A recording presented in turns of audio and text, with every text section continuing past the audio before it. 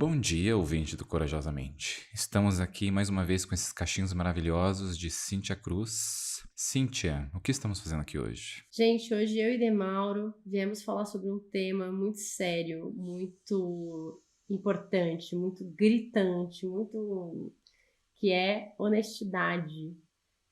A gente já passou por esse tema de alguma maneira, né, Bruno? Quais foram os episódios que a gente flertou com a honestidade? Nós falamos sobre a mentira, falamos sobre a sinceridade emocional, que o Sinceridade saiu até algumas semanas atrás, e o primeiro episódio do Corajosamente foi sobre o medo, e também está linkado diretamente na honestidade.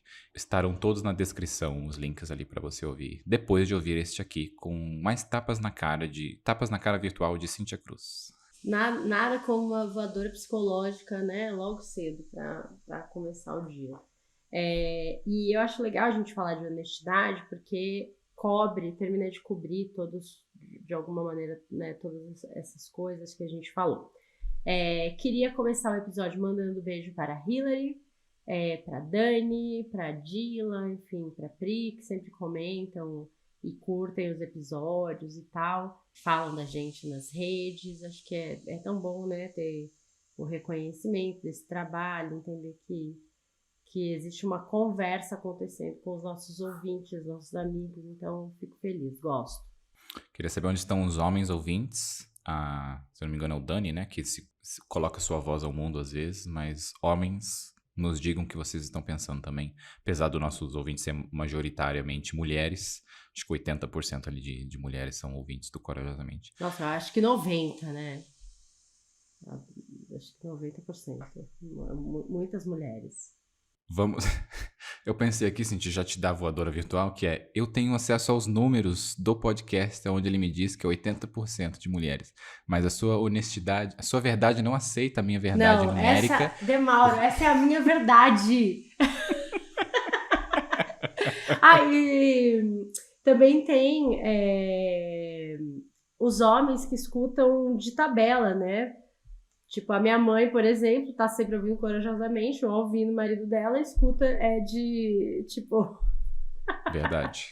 Ou no carro também, né? E tem que mandar beijo pra sua mãe, porque ela sempre comenta nos vídeos no YouTube ali. Maravilhosa. Maravilhosa. É cruz, né? É isso. É isso. Então vamos para a honestidade, né, Mauro? Por onde você quer começar? Você, antes da gente começar aqui, Cintia já foi olhar no dicionário. Você quer Ah, começar com o é? dicionário? Vamos começar com o dicionário. Vamos lá, gente. Honestidade. Qualidade ou caráter de honesto, atributo do que apresenta probidade, honradez. Segundo, certos preceitos morais socialmente válidos, característica do que é decente, o que tem pureza e é moralmente irrepreensível. Castidade. Nossa, bom dia. O castidade achei ofensivo. Moralmente irrepreensível. E aí, honesto. Nossa, sabe o que eu lembrei? Quando as pessoas falam assim, de um jeito pejorativo, né? Que porque fulana sempre foi mulher honesta. E tem essa coisa, né, da castidade, de você seguir as normas e tal. Castidade não é um ponto que eu tinha pensado por esse lado de honestidade. Vou anotar aqui para trazermos, mas eu acho que os maiores pontos que vieram para mim são a honestidade por dois lados, né? A honestidade onde a gente tem por lei, porque se você fizer algo corrupto, algo desonesto ali, você tem uma lei. Mas a maior ainda é a honestidade por moral, aonde são as regras não ditas da sociedade ali, onde a gente segue como alguém em que tem as regras, né? Por exemplo, você marcou com alguém, você tem um horário para você chegar e você chega naquele horário de forma bem simplificada ali, né? Aonde você marca um almoço com alguém e se você tiver que cancelar, você tem que falar para a pessoa, não simplesmente não aparece. E como tudo isso acontece por esses dois lados, né? Mas eu acho que o moral é o mais presente dentro da nossa vida, né? Na honestidade. É que quando a gente pensa na diferença entre ética e moral, na diferença filosófica, né, de um jeito bem assim simplificado, a ética ela tá mais no lugar teórico. Então, a ética são as regras, os valores, o que você pensa ser certo, ou o que aquela comunidade, sociedade pensa ser certo e tal. Então, vamos colocar a ética como as regras, né? Éticas que a gente cria para essa vida em sociedade. A moral, ela é a prática dessa ética. Então, sabe quando você fala assim, você não tem moral para falar de mim? Tipo, você já fez igual a mim, ou você teve comportamentos piores do que esse que eu tô falando, né? Eu sei, porque eu vi, você não tem moral. Então, a moral já vai mais para esse lugar prático, para colocar em prática a ética. Então, essa é a diferença. Quando as pessoas falam de moralidade, tudo isso é a ação, né? Enfim. Tem até uma frase que fala, né, assim, dessa coisa da moral ser quando ninguém tá vendo, né? Assim, quem é você quando ninguém tá vendo? O que você tá fazendo ali? Quais são as suas atitudes? Então, eticamente, eu sei que não é certo pegar algo que não é meu. Mas e quando eu me deparo com um dinheiro na rua, um livro, esqueci não, um livro, realmente eu não vou ter a menor moral, vou levar embora. Criminosa. Mas quando você se depara com alguma coisa e ninguém tá vendo, o que você faz, né? Você leva isso embora, Então, é essa a diferença. Eu vejo muito esse lado do. Por exemplo, quando você vai viajar, tem alguns aeroportos em que você tem água no aeroporto e não tem ninguém ali. Você tem uma parede cheia de água e você tem uma caixinha que tem ali $2 ou R$ 2. E você coloca a moeda e pega a água e vai embora. Onde você tem museus também que tem mapas assim, você quer o mapa do museu, tem uma caixinha com um negócio ali e você simplesmente paga, se você quiser pagar. Na verdade, você tem que pagar, mas é aceitando que as pessoas ali, em sua maioria, vão cumprir aquele pagamento, vão fazer aquela atitude correta. Confio na sua moralidade, né? Exatamente, onde não tem ninguém olhando, mas tem câmera ali e pessoas do seu lado também que estão seguindo a vida dela, né? Então você sabe da sua vida. Eu até lembro uma vez a gente tava viajando com um grupo de amigos e aí uma pessoa pegou a água e não pagou.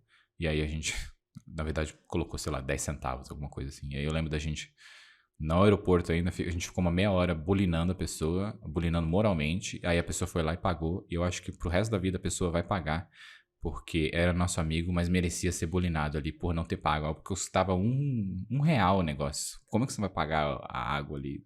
E ainda fala com um tom de brincadeira que só tinha 10 centavos e pagou 10 centavos. Não, custa R$ 1. Você vai lá e paga R$ 1. Volta lá agora e põe moeda. Seja honesto, né? E aí, assim, quando a gente falou de sinceridade emocional, quando a gente falou, né, de mentira e tal, a gente estava falando dessa honestidade que você tem com você, né? Assim, uma coisa muito ali. E agora, eu acho que quando a gente pensa em honestidade, a gente está pensando numa coisa mais social, né? De comunidade, do grupo. Quanto não seguir essas regras, que impacto isso traz? E eu estava vendo uma conversa, acho que era do Saia Justa, com as meninas do Saia Justa e o Cortella. Meninas não, né? Porque são mulheres e mulherões, né? Maravilhosas. E aí a Astrid estava falando, né? A gente precisa lembrar que na nossa maioria nós somos honestos. Mas como a gente está ali, né? O que é noticiado é a desonestidade, e tem que ser, não acho que é errado, né? Mas é que às vezes a gente lê lá, o político tal fez tal coisa, não sei quem fez não sei o que, o outro roubou não sei o que lá.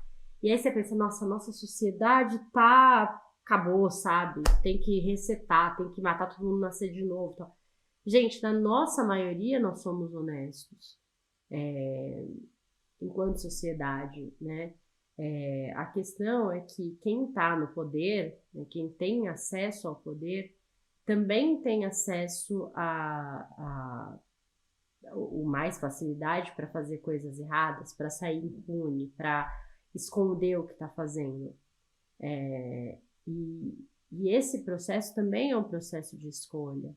E era isso que o Cortella estava falando, que eu achei muito legal, né? Ele foi secretário da Educação aqui em São Paulo num período, e ele falou, sim, a gente tem acesso e possibilidade de ser corrupto, de ganhar em cima das coisas e tal, mas ainda assim você tem a escolha de fazer aquilo ou não.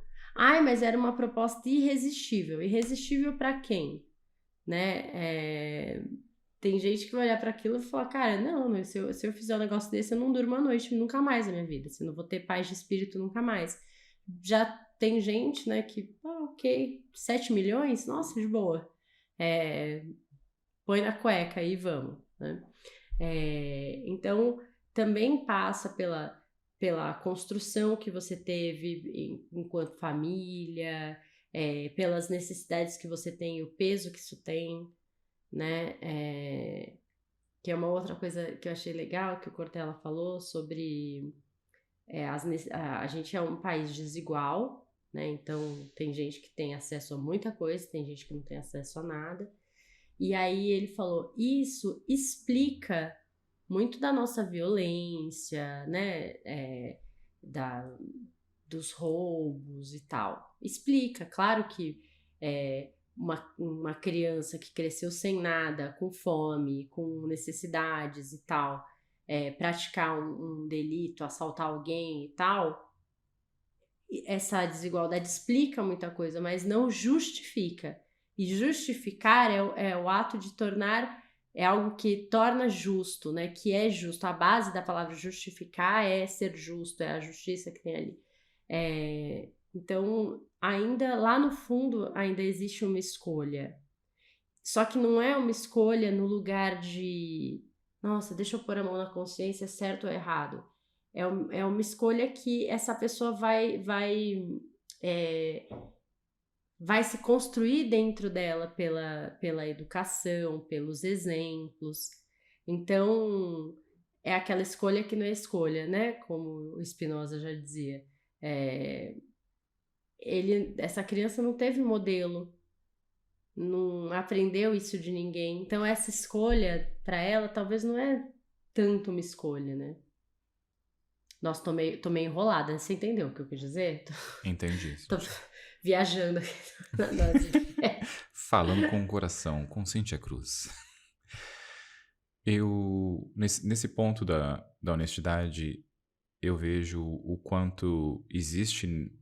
Nós, quando vamos tomar uma decisão que foge a algo. A gente sabe quando a gente está tomando uma decisão que não é honesta ou quando tem um pé ali nesse lado de simplificação, corrupção ali, né? Nem tudo quer dizer que você vai estar bem em cima de todo mundo, mas você sabe quando você está sendo justo e quando você está enrolando as pessoas e tudo mais. Lá dentro você sabe que isso está acontecendo. E o que eu mais penso é como algumas pessoas conseguem criar uma realidade paralela para justificar o tipo de ação em que ela está tomando ali, onde ela sabe, de certa forma, que aquilo está fazendo ela se dar bem em cima de outra pessoa, mas ela cria justificativas dentro dela para que tá tudo bem, sabe? Existem explicações. Eu acho que existem os pontos de tipo, isso aqui é errado, isso aqui eu estou me dando bem, porém tem que se dar bem mesmo por causa disso, tem que fazer isso mesmo por causa desse outro ponto. E eu vejo que a maioria das pessoas em que eu tenho contato que são menos honestas ou que têm menos palavras, assim, vamos dizer, palavras no que alguém se compromete a algo e depois dá errado ou muda de opinião sem avisar ninguém que aquilo mudou e consegue encontrar justificativas nesse ponto de ter feito aquilo errado ou ter mudado a opinião. Aonde, no outro lado, quando a pessoa é muito mais focada na honestidade e na palavra dela, onde ela se compromete a algo, você tem muito menos esse ponto de realidades paralelas criadas na cabeça da pessoa para se justificar. Quando a pessoa é mais focada na honestidade mesmo e no compromisso que ela fez, quando ela faz algo errado, ela simplesmente assume e ela assumir que fez algo errado, que tomou uma decisão errada, não diminui nada o que foi feito ali. Na verdade, só reforça o quanto você pode confiar naquela pessoa. Por quê? Ela tomou uma decisão errada, como a gente está aqui para fazer cagada mesmo. E com essa decisão errada, você simplesmente, foi errado mesmo, né? E aí, o que a gente pode fazer para arrumar? O que a gente pode fazer? E eu acho que essa relação é tão forte quando você sabe que a outra pessoa é alguém que você confia pelo ponto moral ali, aonde que ela não tem que estar certa o tempo inteiro, ela não tem que ter um compromisso o tempo inteiro ali, mas ela assume quando algo aconteceu, quando algo saiu fora do controle, algo do planejamento que ela tomou. Mas é um processo de autorresponsabilidade mesmo, né?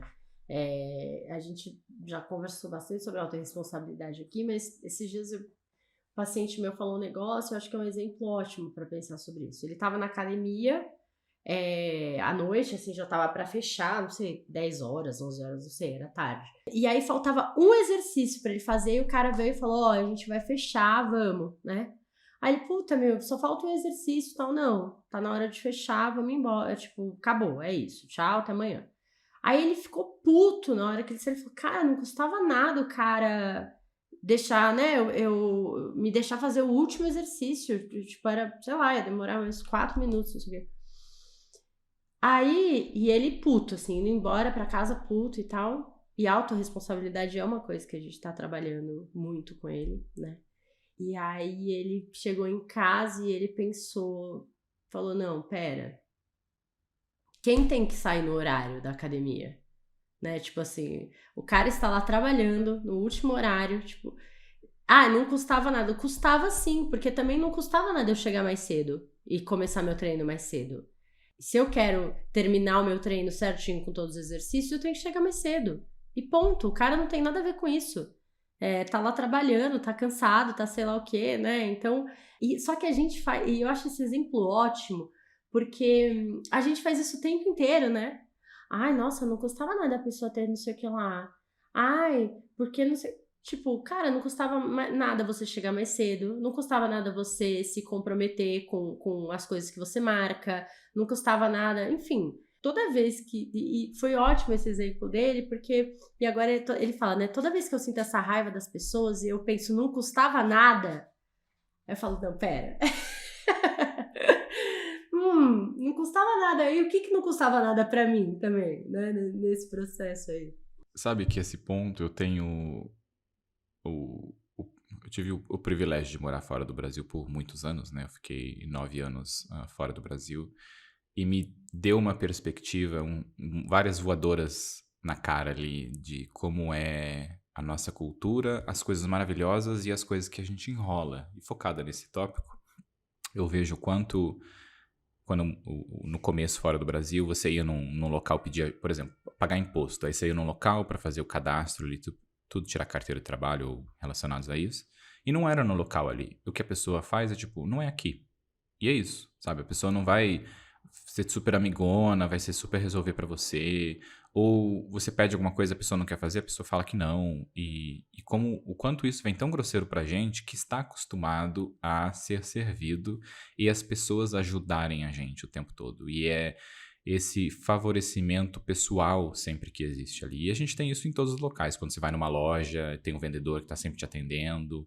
Quando você chega num prédio que tem um porteiro ali que tem que te atender. E aí, até quando o porteiro tá com cara de bunda, alguma coisa assim, algumas pessoas pensam, nossa, mas que grosseria, não sei o quê. Tipo, ele é um ser humano, não tinha nem que estar abrindo essa porta para você aqui, mas existe esse trabalho na nossa sociedade que precisa servir o ser humano. E cria... A gente existe nesse espaço onde as outras pessoas nos servem de um nível muito irracional. E quando isso não acontece nessa perfeição que a gente vai criando ali de ser servido, a gente se ofende muito fácil. Onde, na verdade, a gente tem que entender, acho que esse exemplo da academia é perfeito. Fecha às 9. 9 horas você tem que ir embora, porque a pessoa está aqui desde as 8 da manhã e vai fechar às 9 horas. Você tem que ir embora, é isso. E de como é esse sentimento nosso, e não é completamente nossa culpa, né? Porque a gente vive nesse ambiente. Até eu disse, eu acho, a minha experiência de ter vivido fora não me tornou melhor, mas me tornou muito mais entendendo que existe um mundo fora de você, existe outras prioridades, pessoas têm outros problemas e elas não estão ali para servir você. Eu acho muito legal quando alguém tá ali, quer te ajudar, quer, puta, não é aqui, mas eu acho que é aqui se você entrar nesse site, porém a obrigação é sempre sua de se virar. E ela é tão sua que eu pego até o exemplo de fora do Brasil, você tem menos filas preferenciais. Não é discutindo fila preferencial sendo correto ou não, mas é discutindo ao ponto que eu vejo muito mais gente idosas de tipo 70, 80 anos com andador na rua, sozinho, andando, porque primeiro a pessoa não é alguém que não pode se locomover, alguém que se locomove e tem esse sentimento independente o suficiente para sair, para se locomover, para fazer as coisas, aonde a gente tem um senso, já estou fugindo completamente aqui, mas ainda nesse parte, esse senso super protetor e super deficiente de alguém que já é mais velho, onde você passa dos 60 anos ali, já precisa de alguém que vá com você para ir no banco. E, tipo, aonde? É aonde que você precisa isso, na onde que você não tem essa independência, essa atitude de você resolver tudo sozinho sem precisar de ninguém te servir ali, sabe? E você tem o outro lado também, onde as pessoas te acham um dependente e aonde você acaba se colocando como um dependente ali, né? E aí o dependente até na parte jovem, onde a gente acredita que as pessoas estão ali para servir a gente e não, você tem um compromisso, a outra pessoa tem um compromisso e a gente segue junto à vida com os dois tendo a mesma benefício ali. E quando a gente pensa nessa coisa do não custava nada, sempre que alguém fala isso, é a pessoa que vai receber o benefício, né? Tipo, não custava nada, claro, para você receber aquilo. Quanto Exatamente. isso custa pro outro? O cara que dá informação, se para todas as pessoas que ele tá ali atendendo, ele for explicar qual o guichê, não sei o que, né? Que, sei lá, o cara tem que liberar o passaporte para você. Agora ele tem que saber onde você tira RG, onde você faz a segunda via do CPF. Tipo, não, o trabalho dele é liberar o passaporte. Se o passaporte não está liberado, ponto, acabou. Né? Ai, mas custava ele me falar? Gente, custava você ter pesquisado antes? Traz para você que a reflexão fica diferente. Né? E eu vejo um mundo muito mais self-serve também fora do Brasil, não em todos os países, né, mas num certo ponto onde você, por exemplo, no Brasil, você tem até quando você quer comprar algo, quando você quer ter um serviço, você tem que ligar para alguém, você tem que ir até um local. Aonde em vários países fora do Brasil você já tem tudo online ali, você já tem o preço no site da pessoa. E aí no site da pessoa você já decide, eu quero fazer com essa empresa ou você quer fazer com outra empresa. Ninguém enrola ninguém. Esse aqui é o meu preço, se você quer você vem aqui. Não tem desconto, esse é o preço que está no site. Então você já sabe que você não... Primeiro, você não está sendo enrolado, porque alguém vai te cobrar mais, porque você tem cara de rico ou de pobre. E o segundo o preço está ali, se você quer pagar menos, você acha um outro site que você vai pagar menos e parece que é simplificado, sabe? A gente perde tanto tempo na negociação, tanto tempo em outras coisas, que se a gente vivesse de uma forma muito mais direta e muito mais sincera e honesta, eu acho que a gente teria tanto mais tempo e seria tão bem mais sucedido nas coisas e sobraria dinheiro, tanta praticidade ali, sabe? A gente, enfim, está vindo ódio aqui e eu preciso parar um pouco. E quando você é desonesto sem se dar conta? Eu tenho um conhecido que a família estava no aeroporto, voltando para o Brasil, eles estavam nos Estados Unidos, acho que eu já te contei essa história. Com filho, criança, um monte de mala, enfim, aquele caos no aeroporto. E a mãe tava com o MacBook dela aberto, fazendo alguma coisa ali antes da viagem, inclusive alguma coisa, tipo algum problema que ela tava resolvendo e tal. E aí a criança chorou, não sei o que, ela fechou o computador, colocou assim do lado, não sei o que lá, na hora, eu vou, tal. Aí todo mundo saiu correndo, ela pegou o computador, pôs na bolsa e foi embora, voltou pro Brasil. Quando ela chegou no Brasil, ela tava com 2 computadores na bolsa. O dela e o da pessoa que ela roubou. Porque ela falou que ela não consegue lembrar como aconteceu, mas ela acha que quando ela terminou de mexer, ela, sabe, no instinto, ela guardou o computador. Mas a menina, que eu acho que tava do lado dela, colocou o computador do lado, entendeu? Que era, tipo, igual, assim, né? E aí, ela, tipo, chegou no Brasil com um computador roubado. Ela desistiu, tipo, meu Deus do céu, e agora, né? O que eu faço? Eu acho, nossa, é tão ruim quando isso acontece, assim, esse é um caso extremo, né? Mas sabe quando depois você se dá conta de que você fez alguma coisa desse tipo, assim, e aí já foi a história, e você fica com aquela sensação, nossa, como...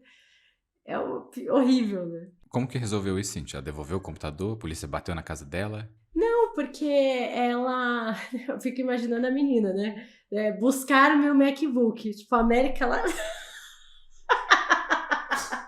Tá na América do Sul. Tipo, que lugar é esse aqui? Não, ela não conseguiu devolver, enfim, não conseguiu contato. Ficou lá com o computador um tempo ainda em casa e depois ela vendeu. Mas, tipo...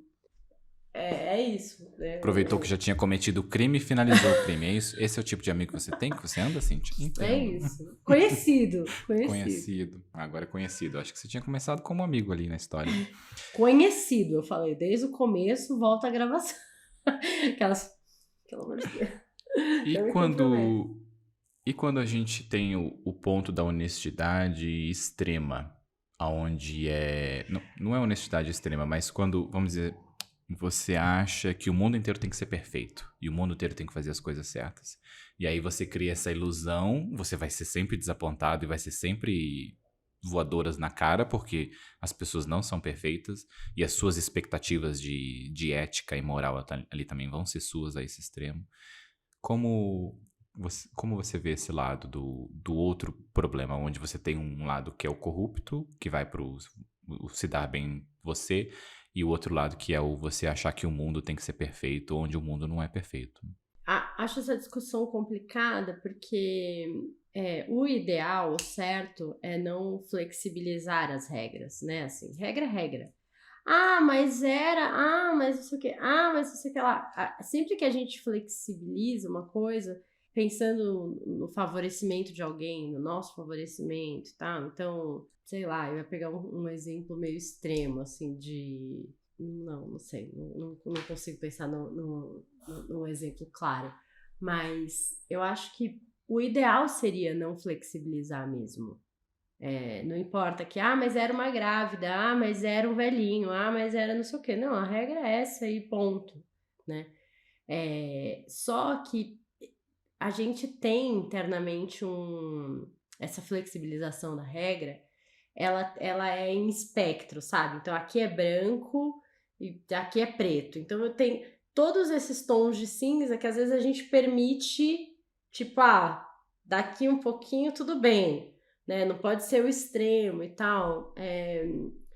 E cada um tem esse espectro do meio, de um tamanho ou de um jeito. Então, sei lá, eu só consigo pensar nesse exemplo, mas não cabe, porque aqui a gente tem fila preferencial, né? Mas se nós não tivéssemos, ia ser aquela coisa, não, mas a grávida tudo bem porque tá grávida. Mas e o velhinho? Não, mas o velhinho tá saudável, ele tava andando e tal, tudo bem, não precisa furar fila. Não, mas sabe, você, tipo, ué, mas se pode furar fila, por que a grávida é melhor que o velhinho? Se você vai deixar passar na frente, aí é esse seu espectro que tá falando. E isso vem também desse nosso lugar empático do quanto a gente já viveu essas situações. Então, se você já teve 3 gestações, sabe o que é carregar uma barriga de não sei quantos quilos, sabe como dói as costas e tal, talvez você olhe na fila e fale, putz, melhor deixar a grávida passar. Né? Se você nunca teve filho, se você é homem, talvez você olhe e fale assim, tá grávida, não tá doente, tipo, ela que espera igual todo mundo, né? Se você teve um vô velhinho, você vai olhar para aquilo e falar, poxa vida, gente, né? Eles têm tontura, fica muito tempo em pé, né? A pressão pode cair, não sei o quê. Então, essa flexibilização que a gente põe na regra, ela também vem dos nossos lugares empáticos. E isso é bom e é ruim, porque se a gente entra nesse lugar empático, a gente vai abrir exceção para todo mundo na regra, né? Até quando eu mencionei sobre fila preferencial, eu acho que eu tenho 2 processos ali. Tenho, sim, o processo de empatia, de saber que algumas pessoas merecem uma fila por tem dores e tem pesos e tem outras coisas. E eu penso no lado de que o quanto isso também é algo que a gente adaptou uma solução para outros problemas que a gente tem. Porque, por exemplo, ter filas gigantescas onde você fica horas ali é um problema. E aí, como a gente resolve isso é fazendo uma parte aonde é mais saudável, etc., se lascar, ficar ali por horas, e outras com a preferência e tudo mais. Eu acho que a preferência, sim, entra nesse espaço, porém o problema ainda entra em o banco, tem 3 caixas, onde você tem uma fila em que você vai ficar 1 hora e meia ali. Como que você vai ficar 1 hora e meia num estabelecimento assim? Hoje eu não vou pro banco mais. Se eu tiver que ir pro banco, eu cancelo minha conta, porque eu tenho que resolver online, não tenho que ir no banco. Mas não é só o banco, né? Existem outras coisas. E o quanto isso também é a gente acostumado, que se fala, né? O paulista adora uma fila. Não, o paulista tem trocentos milhões de habitantes a mais do que outras cidades, Mas como. quer manter o mesmo tipo de serviço, com a mesma quantidade de gente que atende, né? Tipo, 3 caixas atendem no Rio de Janeiro, em São Paulo, em São José dos Campos. Tipo, não dá, né? É uma necessidade diferente. E aí o ponto seria, você teria que ter 30 caixas ali, para atender essas pessoas, porque a lei teria que ser que você não pode passar mais do que 15 minutos na fila. E se eu não me engano, tem até uma lei com período de fila aí que é foda-se, né? Não vai seguir a regra nenhuma. E aí a gente cria uma solução paliativa ali para o problema, onde é fila preferencial, onde, na verdade, nós todos teríamos que ser a fila preferencial, porque o serviço tinha que ser ótimo para todo mundo. Enfim, é um problema Mas, que a gente não ó, vai mas resolver, né? isso, aí a gente entra naquela discussão que você estava sobre o quão também a gente está nesse lugar de ser servido no Brasil, né? E é fácil entender os motivos. A escravidão terminou em 1988, 1888, desculpa. Então, assim, cento e poucos anos. Terminou oficialmente, mas muitas casas e famílias e tal continuaram com essa lógica escravista, né, escravocrata, sei lá, de ter as pessoas trabalhando em casa, morando em casa, sabe, empregada doméstica que mora na sua casa e tal, enfim. A gente tem esses casos até hoje que aparecem no Brasil de trabalhos análogos à escravidão, denúncias e tal. Então, a gente é uma sociedade que começou, que tem uma base na servidão. E a gente olha para isso com a maior naturalidade do mundo, né? Assim, você ter alguém que no caixa do banco, tem alguém não sei o quê, tem alguém que serve aqui, ali. Diferente de uma Europa que tem isso um pouco mais distante na sua história. Um pouco, também não é muito, né? Mas isso fica também num outro lugar e tal. A base da nossa sociedade é essa. E aí a gente naturaliza uma coisa que não deveria ser mais naturalizada. Eu tenho bastante coisa para falar sobre essas coisas de servidão. E acontece muito esse sentimento. Eu acho que acontece esse sentimento quando eu fui no mercado há pouco tempo, que era um mercado mais granfino, assim, sabe? Tava perto, merda de tudo que era mais caro do que o normal, só porque eu acho que ali você tem É menos o fila, bairro, porque né? É o bairro, menos né? pessoas vão ali. E eu lembro que, tipo, tinha empacotador em todas os caixas, que geralmente você hoje empacota sua própria coisa, né? Porque você consegue empacotar, a maioria das pessoas. E a pessoa levava até o carro pra você, tipo, não, eu levo, não tem que levar até o carro nada. É tipo, como assim a pessoa é tão um estabelecimento de serviçal que você tem ali essa pessoa te servindo e não denegrindo ela, né? Mas é mais denegrindo quem precisa de um atendimento, assim. Precisa desse esse escravo do século XXI, assim. Outro, eu fui numa pizzaria, a pessoa vinha servir na mesa. Antes de acabar a fatia da pizza, a pessoa vinha servir. Eu falei pra atendente, eu não tô acostumado com a pessoa colocar na minha mesa. Aí ela explicando que tem muitos clientes que nem se serve. Ela falando em um espaço amigável ali, sabe? De uma brincadeira. Tipo, como assim a pessoa terminou a pizza e ela não vai pegar outro pedaço que está aqui do lado dela? Ela faz isso na casa dela.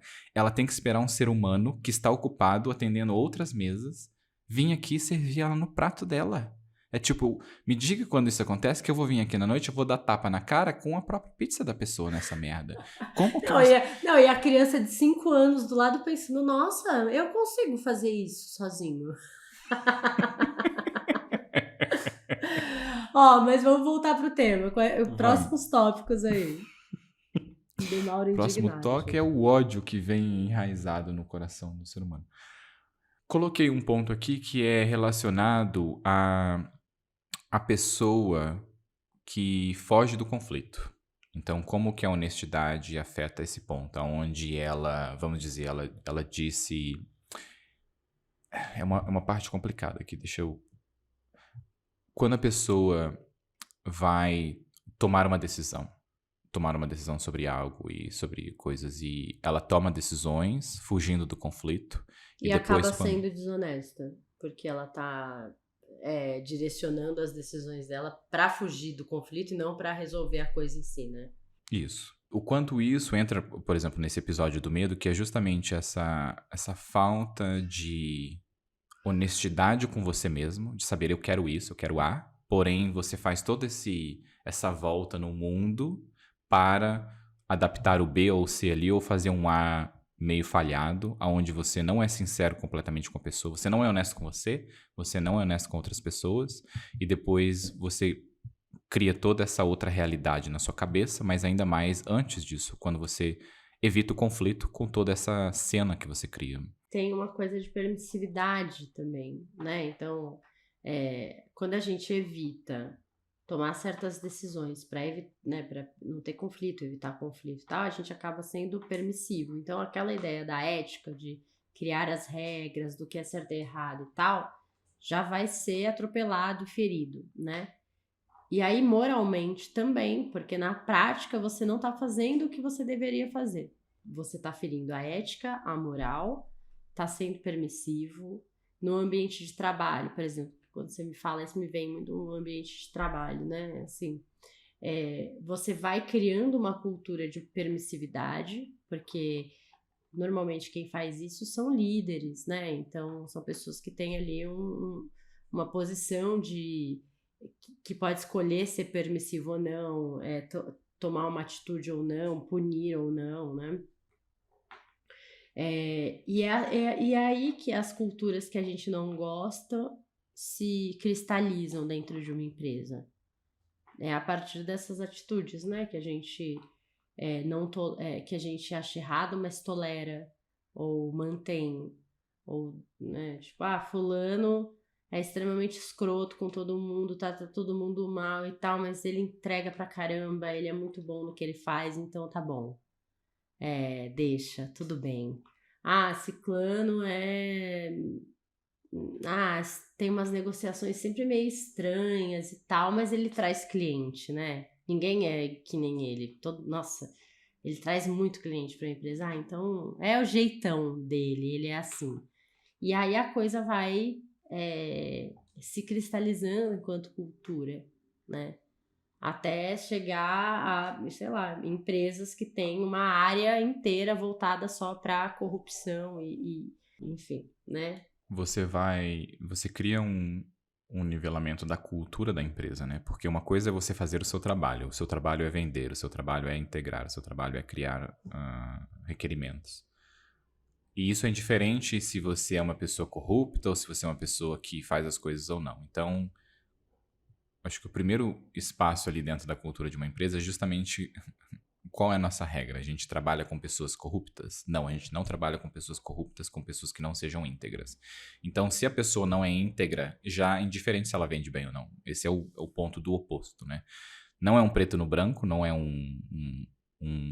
uma simplificação de sim ou não, mas é uma simplificação, é um ponto onde você realmente entende aonde essa cultura da empresa vai, né? Onde a cultura da empresa permite que os líderes ou pessoas mesmo sejam esse ponto, porque sejam corruptos ou sejam filhos da puta porque eles entregam ou porque fazem outras coisas. Você já vê o ambiente em que você tá ali, né? Como isso funciona e afeta. E não é dizendo que quem é honesto entrega menos, porque não é verdade. Só que quem é honesto entrega muito, é muito mais caro e é muito mais difícil de achar.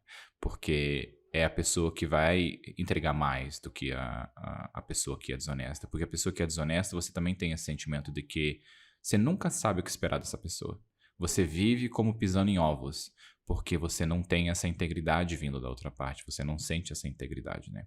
E quando você sente essa integridade, é algo tão gostoso que você sabe que, tipo, não importa o que aconteça, você sabe que aquela pessoa vai estar ali, vai peitar a verdade, tá ali para resolver os problemas, tá ali para fazer as coisas, sabe que vai ter o seu suporte, que você dá o suporte também para a pessoa e é tão gostoso trabalhar com pessoas que são íntegras e pessoas que são honestas, que têm o seu suporte ali, sabe? Mas tem empresa que cada empresa prioriza uma coisa. Vai ter empresa que vai priorizar a entrega acima de tudo, vai ter empresa que vai priorizar a integridade acima de tudo e tal. Depende, né? Depende muito. E é muito louco, porque fala-se muito sobre transparência, né? Hoje em dia, transparência nas empresas, transparência nas decisões e tal. As empresas têm auditoria. Auditoria é uma coisa que existe, sei lá quantos mil anos, né? Que é um jeito de trazer um pouco mais de transparência. Não mudou o fato de existir corrupção dentro das empresas. Gestão de não sei o que, não muda o fato de a corrupção ela vai acontecer. Não é independente das políticas, porque eu acho que sim, existem políticas que vão cercando um pouco isso, mas passa por quem está ocupando esses cargos, por quem está dirigindo e seguindo essas empresas. Tem uma fala no Brasil, e como eu fiz muita consultoria, trabalhei com muita empresa, eu já ouvi isso muitas vezes, que o empresário honesto no Brasil não sobrevive. Uma empresa honesta, tipo, se você pagar todos os impostos, se você fizer tudo dentro da lei, você não sobrevive. E é boa essa justificativa, né? Assim, nossa, poxa vida, né? Se eu quiser, então, ter uma empresa, é isso. Eu vou ter que burlar coisas, eu vou ter... Tipo, tá, mas você escolheu ter uma empresa. Você podia estar fazendo uma outra coisa, né? Então, a gente também vai criando essas... não quero parecer romântica, assim, tipo, ai, tá bom, Cíntia, fala aí você que né, é autônoma, profissional liberal, é fácil falar, né? Quero ver você dirigindo uma empresa com 100 famílias dependendo de você e tal, e você pagando 40% do que você entra pagando de imposto, enfim. Mas o que eu quero lembrá-los é que é uma escolha que você está fazendo, ponto. Ok, escolhi ser desonesto porque, mas, né, não custava nada, é a história do não custava nada. Assuma pra você que você é um empresário e que você é desonesto. Para de bater no peito falando que você é homem de bem e que não sei o que lá, porque você não é. E seja honesto com você em relação a isso, né? Eu não concordo com essa fala. Tem 100 famílias dependendo de você. A sua empresa não existe porque você é bonzinho e quer cuidar de 100 famílias. Enfia essa falácia na bunda, porque não é isso. Você tá ali pra ficar rico, pra viajar pra Europa, pra viajar pros Estados Unidos, pra comprar seu carro. As 100 famílias são famílias que geralmente as pessoas exploram pra fazer tudo isso, onde você vai pagar o salário muito base ali e benefícios bem merdas em suas maiorias dos empresários no Brasil. Existem exceções sim que se preocupam, que estão ali pra educar as pessoas, pra fazer elas crescerem, indiferente se elas vão continuar naquele trabalho ou não. Mas a maioria, todos os empregos que eu tive no Brasil, era assim pra explorar as pessoas. Aonde eu fui explorado, eu tinha que explorar outras pessoas ali, quando o meu chefe vinha pedir essas coisas. Em muitos espaços eu consegui não fazer, em outros espaços não tinha escolha, porque era isso. Você tinha que demitir gente que era competente, porque seu chefe não ia com a cara com a pessoa ou explorava. Enfim, eu acho que... Eu até tenho um exemplo onde eu bati boca há um pouco tempo na internet. Eu evito bater muita boca na internet. Eu acho que quando eu era jovem eu fazia essas cagadas. Mas eu lembro de estar discutindo com essa pessoa, que é empresária, e essa pessoa justamente falava o imposto que a gente paga no Brasil, quantidade de funcionário, não sei o quê. O Instagram da pessoa é viajando pro mundo inteiro, o tempo todo. E fazendo esportes caríssimos. É tipo, sério que você vem com esse papo? E você tem todo o direito de viajar pelo mundo. Eu entendo o estresse que você passa e tudo mais. Mas sério que se você pagar todo o imposto e pagar o coisa certo para as pessoas, talvez você vai diminuir 20 ou 30% dessas viagens milionárias que você faz, de todas essas propriedades e tudo mais? Porque é muito desigual, onde você ganha 50 mil, 100 mil e paga 2 mil para a pessoa fazer um trabalho ali, para você continuar ganhando mais. É desigual sim. Se você não concorda, por favor, me mande mensagem, que eu vou ter o prazer de bloquear você, porque eu não quero contato com uma pessoa filha da puta.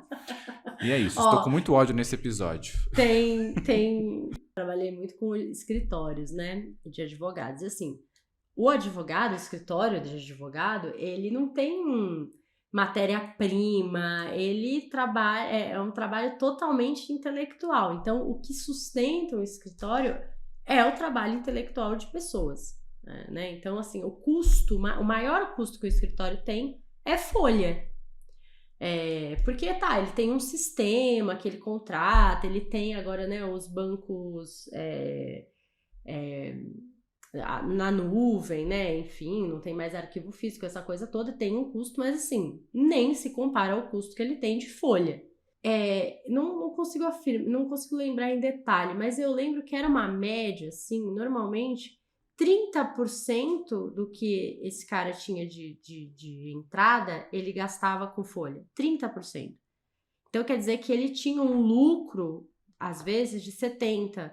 Às vezes de 60%, né? Porque às vezes era 30% ou 40% ali de custo. O resto era lucro, gente. Então, se ele ganhava 100 mil reais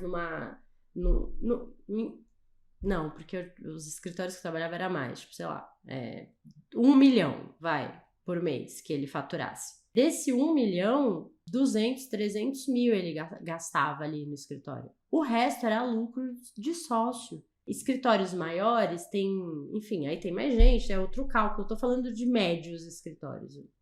E retirar da participação no lucro é sem imposto no Brasil, né? Então, se você retira 500 mil participação de lucro, você não paga o imposto. Não sei. Não sei dizer. Você tem declarações depois, mas imposto direto, quando você tira participação de lucro, é sem imposto. Então, e aí, para esse cara, eu lembro da gente ficar horas em reunião discutindo e tal, enquanto consultoria, né? Ah, quero dar participação de lucro para aquela equipe. E é como você falou, né? Às vezes eram advogados que estavam ganhando 3 mil reais. É muito distante, assim, é muito surreal isso. Então, enfim, só joga aí no universo uma reflexão pra gente pensar. Ah, mas se você quer ganhar 1 milhão, vai você lá, então, ter o seu próprio escritório, vender, buscar clientes. Sim, gente, é muito difícil, claro. Você ter uma empresa, manter uma empresa, não é fácil, é um BOzão. Só que se você não tiver uma equipe, esse negócio não se sustenta. E essa distância, tipo, essa distância de você ter alguém super importante pra você que ganha 5 mil reais e você tá tirando 70 mil reais, é muito louco, assim. Acho complicado. Acho bem complicado. Queria dizer que não estamos desmerecendo a capacidade de ninguém. A nosso desmerecimento e voadora na cara é da papinho merda de falar que é muito difícil e que isso e aquilo, sendo que tem um monte de gente aí que você está ajudando a ser explorado, indiferente se tem um monte de mão de obra. Não é esse o ponto. O ponto é justamente a gente tem que olhar mais para o que é justo e o que não é justo, porque acho que todo esse círculo vem justamente pelo favorecimento e quando você quando você deu o exemplo da academia, mas o que custa esperar mais 5 minutos?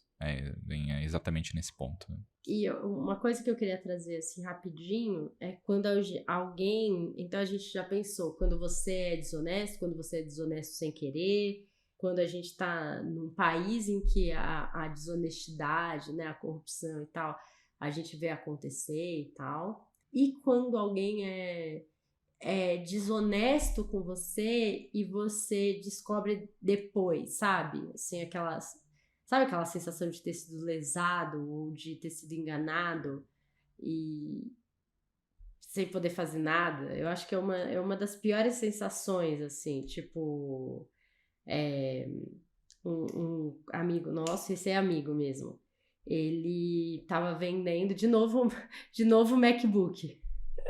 Ele vendeu o MacBook no Mercado Livre. Uma senhora mandou mensagem para ele falando que o filho entrou na faculdade, eu acho que até era começo de ano, assim. Entrou em medicina, ele estava indo pro interior estudar, não sei o quê, lá contou uma história, né? Pediu para negociação fora do Mercado Livre, ele negociou e tal. Ela, a gente passa aí para pegar aquela confusão, manda o comprovante do depósito, não sei o que, né? Enfim, a mulher veio, levou o computador, esse dinheiro nunca entrou na conta dele, e foi um dinheirão, porque é um MacBook, né, tipo, sei lá, 9 mil reais. A coisa, assim, dele ficar com aquela, tipo, sabe, eu não tô acreditando que isso tá acontecendo, não tô acreditando que alguém foi capaz e essa coisa de contar a história, né, do filho, da faculdade, do ele tá indo, o voo é hoje, a gente passa aí pra pegar e já leva ele pro aeroporto, sabe, ele entrou e comprou toda aquela história, entrou naquilo, assim, e como a negociação foi feita fora do Mercado Livre, então já era, assim, né? Perdeu o negócio, enfim, era uma grana importante pra ele, sabe? Muito, muito foda, assim, essa sensação do ser a vítima da desonestidade, né? É engraçado como sempre essas histórias similares vêm com essa correria, né? A correria justamente causa o você não conseguir checar tudo, você não validar, e aí quando você vê se foi enrolado. Né? Tudo que vem nesse ponto é justamente algo que enrola.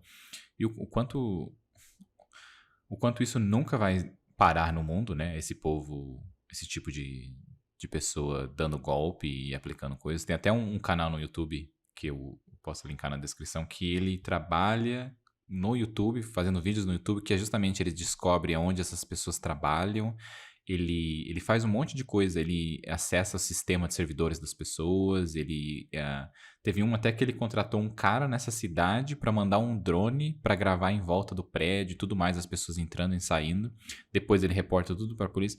Eu sei que ele é um investigador, um cara que vai investigando tudo dessas pessoas que fazem scam com os outros, que aplica golpe nas pessoas. E o mundo é isso, né? O mundo é selvagem, onde existe, como você falou, uma pequena parte que aplica golpe. E por causa disso, a gente tem que sempre estar atento a todo mundo no mundo, infelizmente, por causa desse lado do golpe. Ainda mais em negociações, assim, de dinheiro e tudo mais.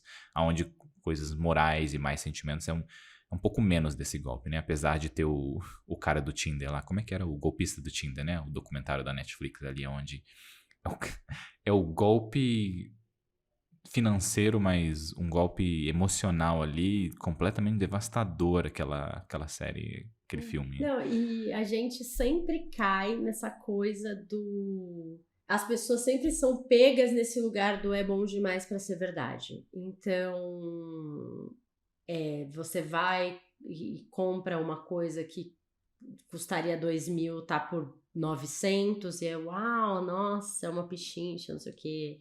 É o gatilho mental mais, assim, e a coisa da pressa, né? De tem que ser agora, tipo, você vai perder essa oportunidade. A gente, quando mexe nessa coisa de, putz, é a oportunidade, e eu corro risco de perder essa super oportunidade, nossa. Eu acho que a gente tem que cuidar um pouco disso, né? Assim, esses investimentos super, nossa, invista aqui e ganhe 15%, 20%. Tipo, filho, hello, né? Calma.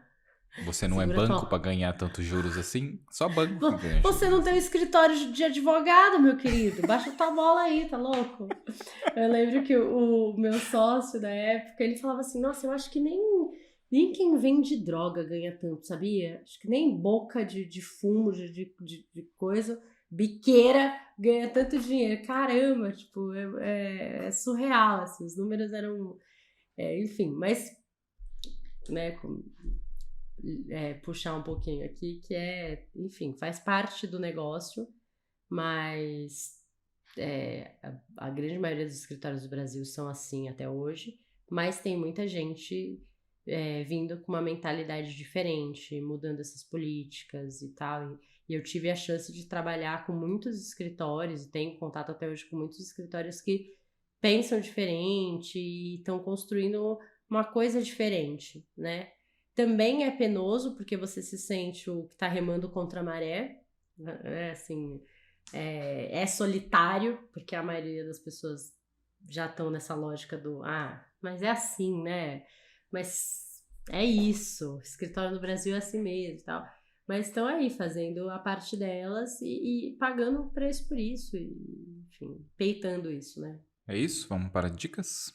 Vamos. Nossa, o Demauro tá cheio de dicas aí, hein? Sobre filmes, sobre honestidade. Achei que você já ia dar spoiler aí das minhas dicas. Como assim? Não, fica à vontade. Eu tô aqui só no meu cigarro imaginário, só observando. Só porque uma vez eu roubei uma dica sua, porque eu fui mais rápido, você quase fez o mesmo agora, fiquei até assustado. É sobre honestidade, né? É sobre... Mas fui honesto. No episódio mesmo eu avisei que tinha roubado.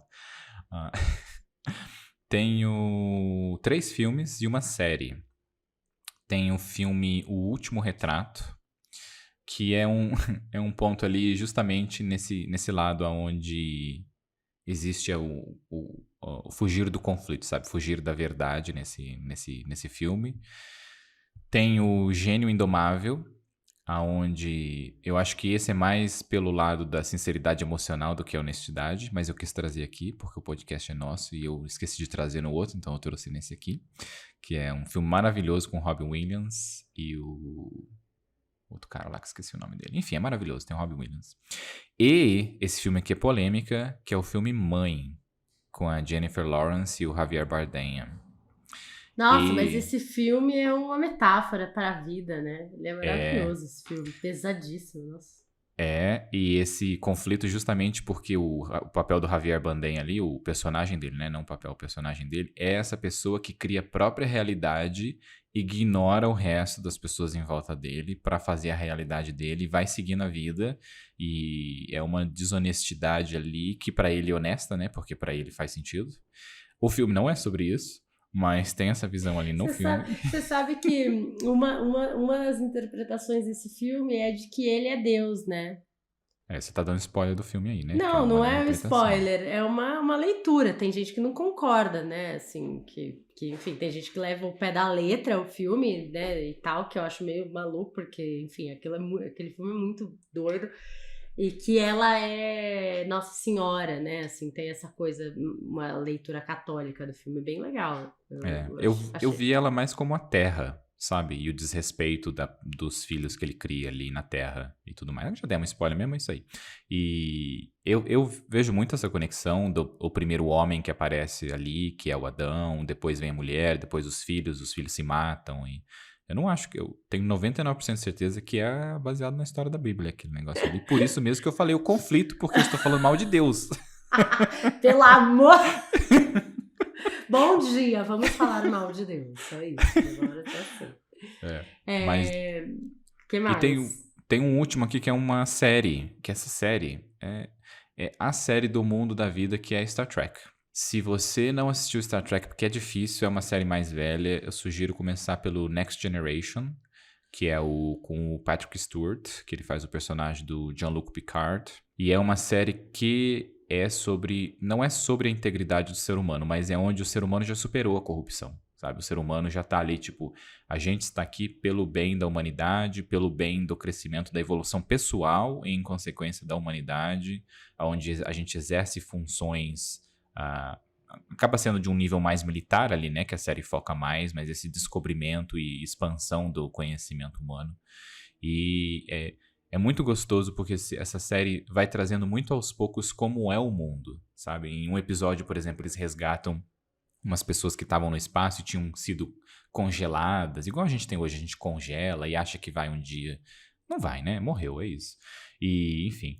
E aí eles descongelam essa pessoa, porque na série existe essa tecnologia, e aí uma pessoa.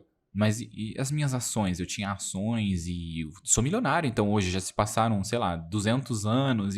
Aí como é que você explica pro cara que não tem mais ações e não existe mais dinheiro? E aí o cara, como assim? Não sei o quê.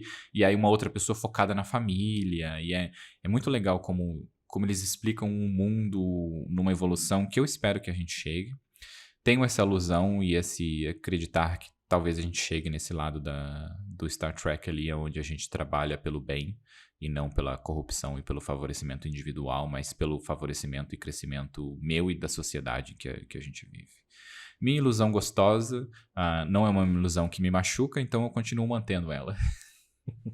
Eu gosto muito do filme O Primeiro Mentiroso, porque ele trata essa sociedade que é totalmente honesta, né? Assim, que não tem essas mentirinhas que a gente conta no dia a dia e tal, elas não existem. Então, e como quando ele conta a primeira mentira, a cabeça dele é do tipo, nossa, por que ninguém. Ele não sabia nem o nome pra dar pra isso, porque não existia mentira no mundo, né? Então, nossa, por que a gente não pensou nisso antes, né? A gente pode falar uma coisa que não existe, a gente pode. E os impactos que isso pode ter, e também o lado do quão, às vezes, é positivo, né? Assim, é estranho falar isso, né? Mas a mentira, muitas vezes, ela é positiva para manutenção de algumas coisas, de algumas relações, né? Enfim. Mas é muito legal, é muito interessante, assim, é uma comédia, é um filme, né, mais bobinho, assim, só que acho que traz uma reflexão muito legal para ter. O que eu gosto muito desse filme também é porque também mostra o outro lado, que é uma sociedade que não mente, quando começa a descobrir sobre a mentira, sabe? Porque, tipo, eu acho que é muito desse golpe, né? Que você deu o exemplo desse seu amigo que sofreu. É isso. Quando você vive em um ambiente onde você confia nas pessoas, quando você começa a descobrir traições e isso, como é uma merda também, né? Porque o filme é comédia, é muito legal a gente ver o lado dele, mas tem um outro lado também, onde ele é inserido em uma sociedade que. Como assim você me enganou? Eu não sei nem o que sentir sobre isso, desse você me enganou.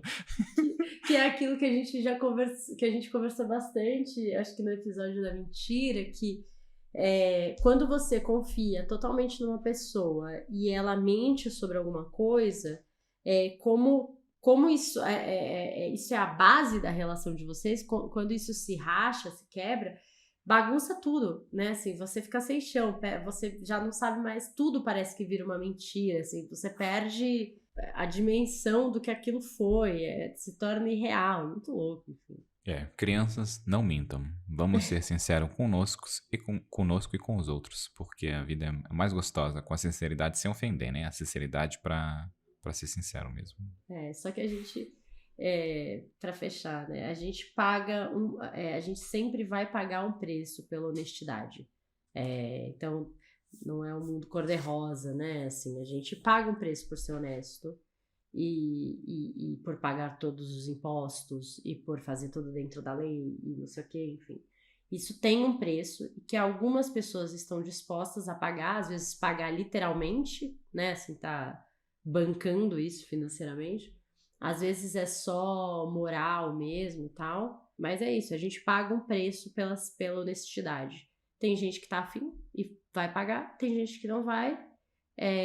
Então, vamos olhar pro nosso próprio rabo, assim, né? Ao invés de você sentar no seu rabinho e ficar falando dos outros, esteja em paz com o seu processo. Se você não quer ser honesto e acha que tá tudo bem e tal, não fica apontando o dedo pros outros pra quem é honesto, né? Não fique querendo impor isso. Então, acho que é o recado final que eu quero deixar, assim. Terminamos com a voadora virtual de Cintia, sempre maravilhosa e precisa no seu chute.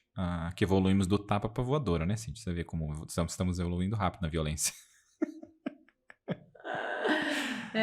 Voadoras psicológicas, sempre aqui. É isso. Então é isso. Um beijo e tchau, tchau.